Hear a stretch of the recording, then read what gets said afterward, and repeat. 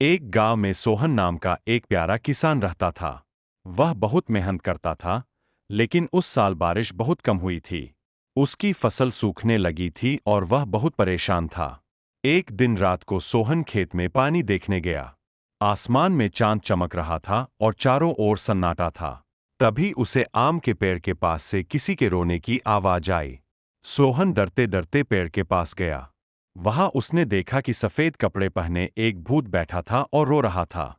सोहन घबराया तो जरूर, लेकिन फिर हिम्मत जुटाकर बोला, अरे भूत जी, आप क्यों रो रहे हैं? 100 साल से इसी पेड़ पर रहता हूं।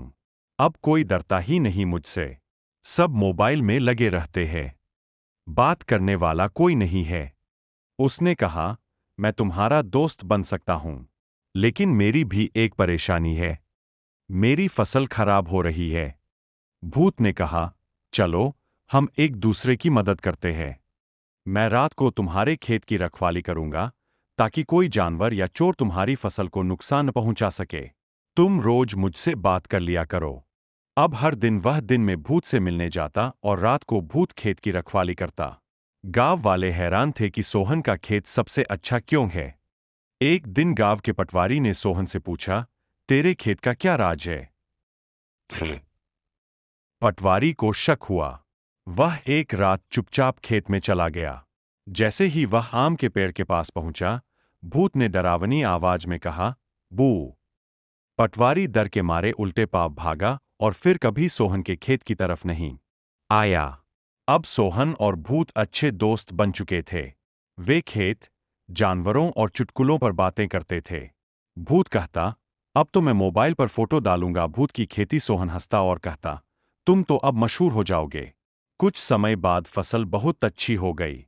एक दिन भूत बोला, सोहन, अब मैं किसी और की मदद करने जा रहा हूं। तुम्हारे पास अब सब ठीक है? सोहन उदास हो गया और बोला, तुम मेरे सच्चे दोस्त हो, मुझे याद आओगे?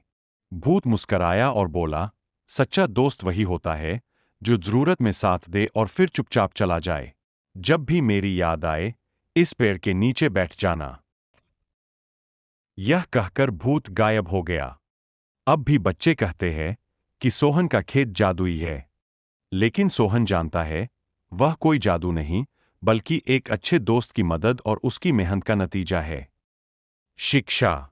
यह कहानी हमें सिखाती है कि दोस्ती कहीं भी मिल सकती है, और जब हम एक दूसरे की मदद करते हैं, तो सब कुछ अच्छा हो जाता है। साथ ही, मेहनत का फल हमेशा मीठा होता है।